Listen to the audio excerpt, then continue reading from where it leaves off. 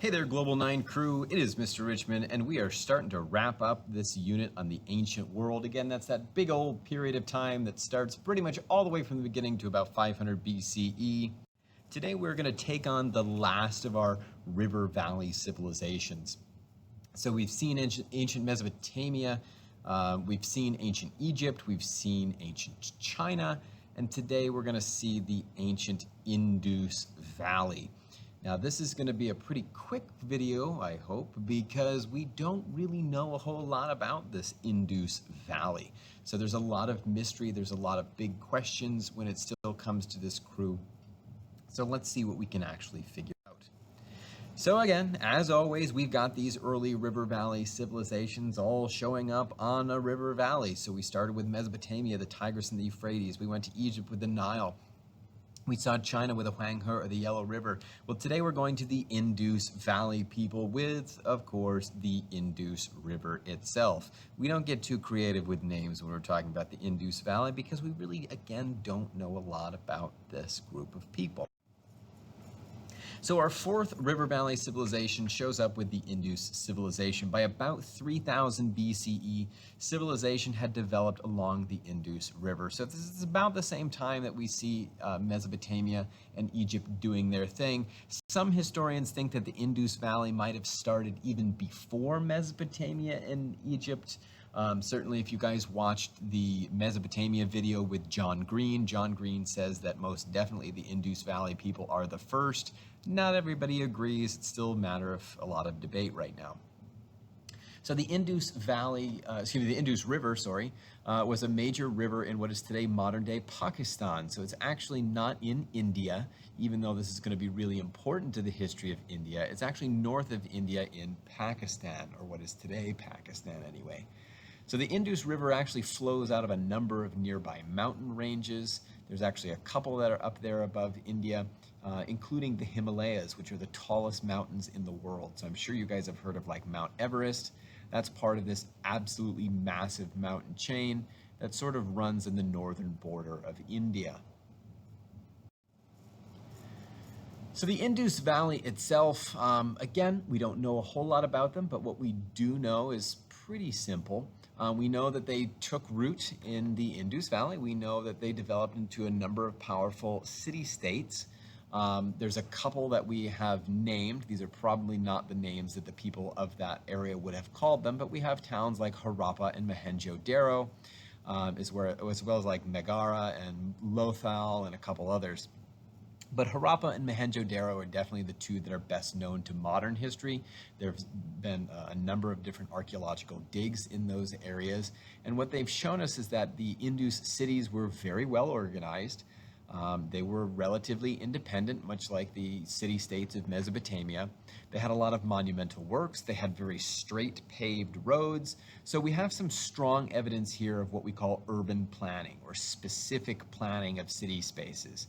So it's not that they're just throwing down buildings wherever. They have a very specific way of laying out certain areas of the town, where streets are, where marketplaces are, things like that. We do know that they had very sophisticated sanitation systems, so they had really good ways of getting rid of wastes that would make it more hygienic. And we do know that there were very cultured people that had a lot of like crafts and things like that, in addition to all the necessary military defenses. So this is an artist's depiction of what they believed this city of Mohenjo-Daro would have looked like.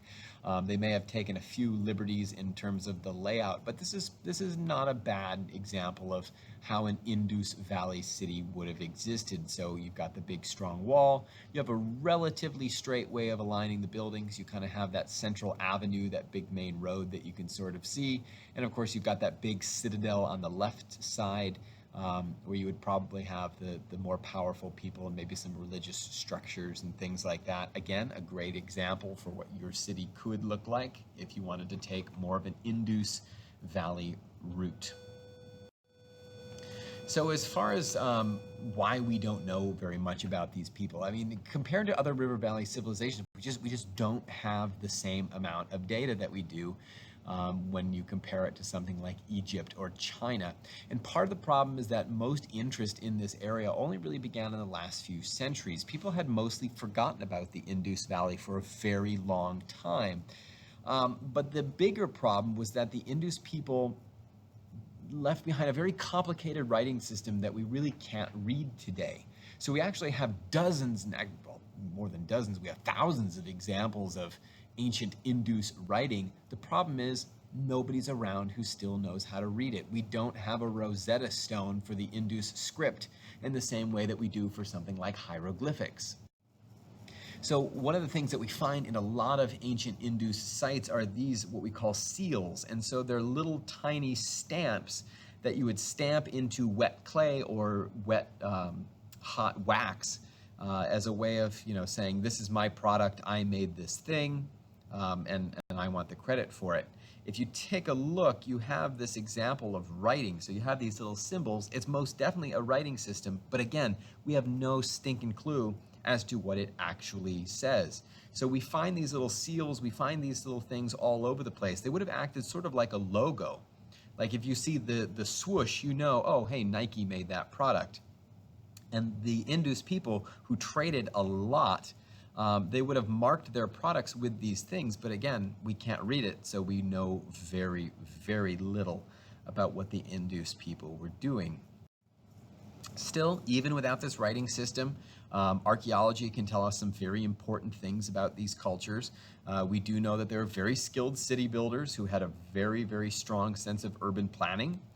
We know that they had the very sophisticated system of writing, just we can't read it. We know that they did have polytheistic religious beliefs, and some of those beliefs would eventually develop into major world religions like what is today Hinduism.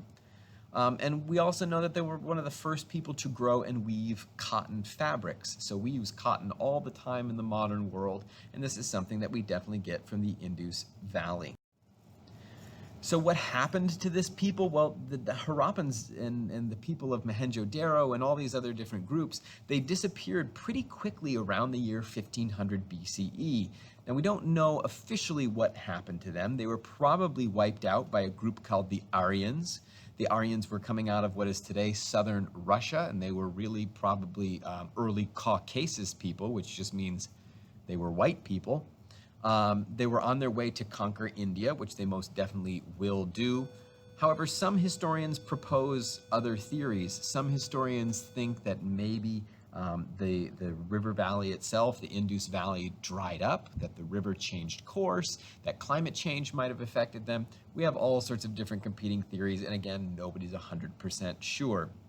But despite how little we do know about them, we do know that the people of the Indus Valley played a very important role in establishing the future of India, which is going to be another major civilization that'll take root in world history.